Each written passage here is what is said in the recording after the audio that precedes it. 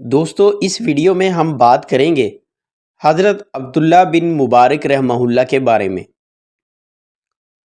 عبداللہ ابن مبارک رحمہ اللہ امت مسلمہ کے امام، مجاہدین کے سردار اور محدث، اس کے علاوہ یکتائے زمانہ ہستی تھے۔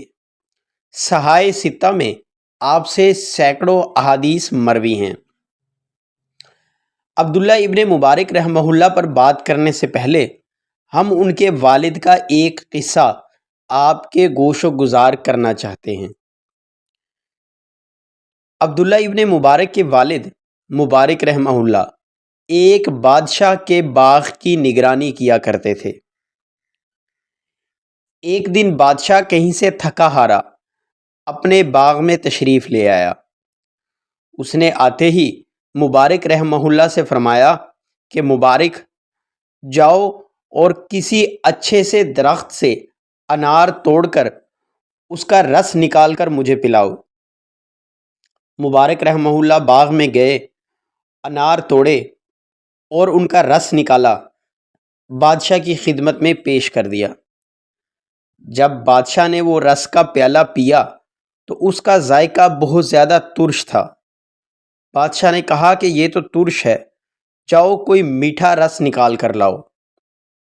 مبارک رحمہ اللہ دوبارہ گئے اور دوسرے درخت سے انار توڑے اور ان کا رس نکال کر بادشاہ کی خدمت میں پیش کر دیا۔ جب بادشاہ نے اس پیالے کو پیا تو وہ بھی ترش نکلا۔ بادشاہ بہت زیادہ غصہ ہوا اور چیخ کر کہنے لگا کہ مبارک، تمہیں اتنا عرصہ ہو گیا ہے باغ کی نگرانی کرتے ہوئے، لیکن تمہیں ابھی تک یہ پتہ نہیں چلا کہ کس درخت کا انار جو ہے ترش ہے اور کس درخت کا انار میٹھا ہے۔ مبارک رحمہ اللہ فوراً فرمانے لگے، بادشاہ سلامت، آپ نے میری ڈیوٹی باغ کی نگرانی میں لگائی ہوئی ہے، نہ کہ انار چکھ کر دیکھنے کے لیے کہ کون سا انار میٹھا ہے اور کون سا ترش۔ بادشاہ نے جب یہ بات سنی تو اسے بہت زیادہ حیرانگی ہوئی کہ اس دور میں اتنا تقوی والا انسان بھی موجود ہے۔ تو بادشاہ نے فوراً کہا، مبارک، تمہاری ڈیوٹی باغ میں نہیں ہے بلکہ تمہاری ڈیوٹی محل کے اندر ہے۔ تو عبداللہ ابن مبارک رحمہ اللہ کے والد کو بادشاہ نے محل میں منتقل کر دیا۔ کچھ عرصہ گزرا تو بادشاہ بہت پریشان باغ میں ٹہل رہا تھا۔ مبارک رحمہ اللہ نے جب بادشاہ کی یہ حالت دیکھی تو پوچھنے لگا کہ بادشاہ سلامت، میں آپ کو بہت زیادہ پریشان دیکھ رہا ہوں، اگر کوئی بات ہے تو آپ مجھ سے شیئر کریں۔ تو بادشاہ نے کہا کہ مبارک، واقعی میں بہت پریشان ہوں۔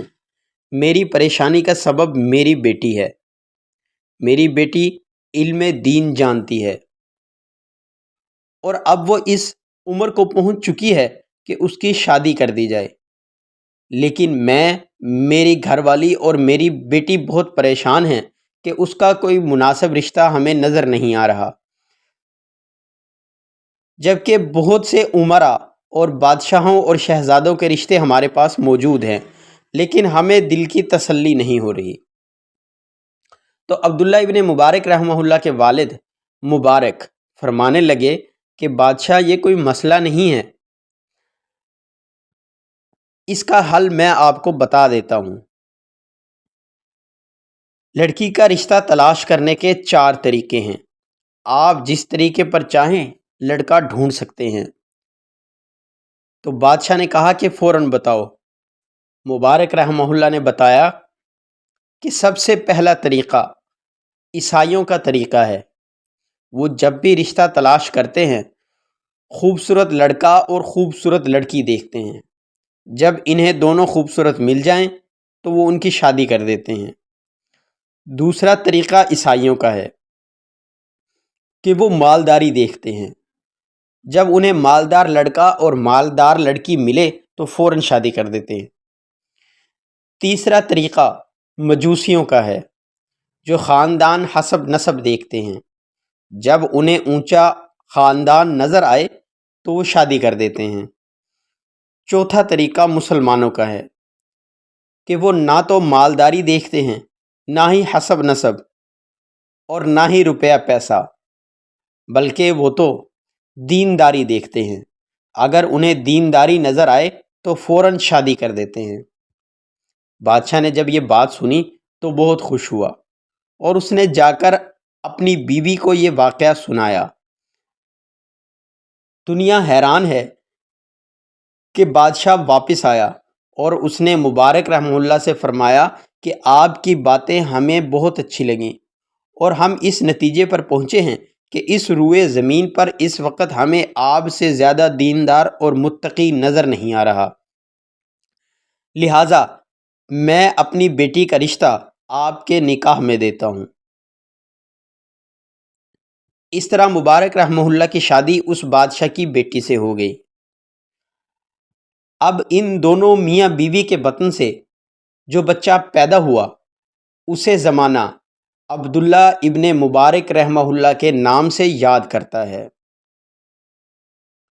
حضرت عبداللہ ابن مبارک رحمہ اللہ تبع تابعین کے گلے سر سید ہیں۔ ان کی زندگی اسلام کا مکمل نمونہ اور اس کی چلتی پھرتی تصویر تھی۔ ان کا جذبہ دینی اور شوق جہاد، ان کی فیاضی اور نرم خوئی، دنیا سے بے رغبتی اور احساس ذمہ داری اس کے سوانح حیات کے جلی عنوانات ہیں۔ ان کے ہاتھ میں کوئی مادی طاقت نہیں تھی، مگر انہیں اخلاقی صفات کی وجہ سے اسلامی مملکت کے ہر فرد کے دل پر ان کی حکمرانی تھی۔